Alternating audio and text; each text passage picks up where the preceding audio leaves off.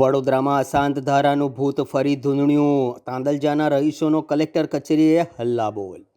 વડોદરાના Tandalja Vasna canal road ઉપર આવેલી એક નવી રહેણાંક સ્કીમ સામે સ્થાનિક રહીશોએ ઉગ્ર વિરોધ નોંધાવ્યો છે.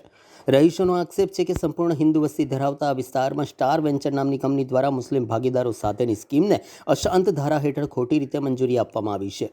સ્થાનિક રહીશ પરેશ શાહે આક્ષેપ કર્યો છે કે આ પ્રોજેક્ટમાં વોર્ડ નંબર 11ના ભાજપના પૂર્વ કોર્પોરેટરના ભાઈ પણ ભાગીદાર છે.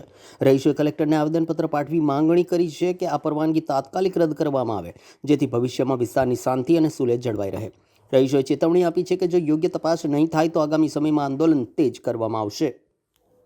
અમે અક્ષર આર્યા સોસાયટીમાં તાંદલજા સન ફાર્મા રોડ ઉપર રહીએ છીએ અને અમારી સોસાયટીની બાજુમાં જ આ સોસાયટી મતલબ તાંદલજા વિસ્તારના પ્લોટ બાજુમાંથી લેવામાં આવ્યો છે અને એના વિશે અમે અહીંયા રજૂઆત કરવામાં આવ્યા છે કે જે અશાંત ધારા હેઠળ જે અશાંત ધારા લાગુ પડે છે અને છતાં પણ તાંદલજા વિસ્તારના જે પબ્લિક છે એ લોકોએ અમારે તે પ્લોટ ખરીદ્યો છે, એટલે એના માટે અમે અહીંયા અરજી કરવા આવ્યા છીએ સરને.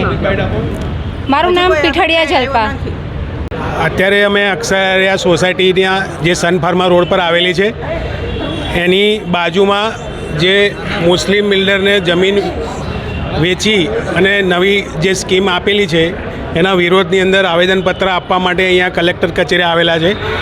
આ વિષયના અનુસંધાનમાં એક સબ્જેક્ટ એવો છે કે આ જે મંજૂરી લેવામાં આવી છે એ અહીંયા આગળ અશાંત ધારાને અંધારામાં રાખીને રાખવામાં આવી છે અને એ પણ એ જ રીતે લેવામાં આવી છે. હિન્દુને આગળ ધરી અને જે એની અંદર જે પેઢીનામું બતાવવામાં આવ્યું છે એમાં 8 મુસ્લિમ છે અને 2 જ હિન્દુ છે અને હાઇલાઇટ ફક્ત હિન્દુને કરી અને પછી અશાંત ધારાની પરમિશન લેવામાં આવી છે. તો આ આખી બાબતને અંધારામાં રાખીને પરમિશન લેવામાં આવી છે. આની પૂરેપૂરી તપાસ થવી જોઈએ અને તપાસ કર્યા બાદ આજુબાજુના રહીશોની મંજૂરી લીધા પછી એની પાકે પાયે એની તપાસ થવી જોઈએ એવી અમારી રજૂઆત છે. મારું નામ ગોપાલ પીઠડિયા. અમે બધા જે આજે આવેદન આપવા માટે આવ્યા છીએ, અમે તાંદલજા વાસણાભાઈલી કેનાલ રોડના વિસ્તારના બધા રહીશો છીએ કે જ્યાં ટોટલી બધી હિન્દુ વસ્તી છે. ત્યાં આગળ તાંદલજાની અંદર આવેલો 209 નંબરનો સર્વે નંબર જે હિન્દુઓની વચ્ચે આવેલો છે અને જે પ્લોટ ઓરિજિનલી હિન્દુનો જ છે. અત્યારે અમને 5 કે 7 દિવસ પહેલાં ખબર પડી ત્યારે લોકો સાફ સફાઈ કરવા આવ્યા ત્યારે કે સ્ટાર વેન્ચર કરીને કોઈ કંપની છે એમાં હિન્દુ મુસ્લિમ બધા ભાગીદારો કરીને છે. એટલે એ લોકોએ એ પ્લોટ અશાંત ધારાની પરમિશન કેવી રીતે લીધી છે, કારણ કે આજુબાજુના વિસ્તારના રહીશોને કોઈ ખબર જ નથી અંદર. એટલે અમારી માંગણી અહીંયા અમે એટલું કહેવા આવ્યા હતા સરકારને કે ભાઈ આ અશાંત ધારાની પરમિશન આજુબાજુમાં હિન્દુ વિસ્તાર હોવા છતાં પણ કેવી રીતે મળી અને ત્યાં આગળ જે મુસ્લિમની સ્કીમ આવે છે એ કેવી રીતે આવી શકે.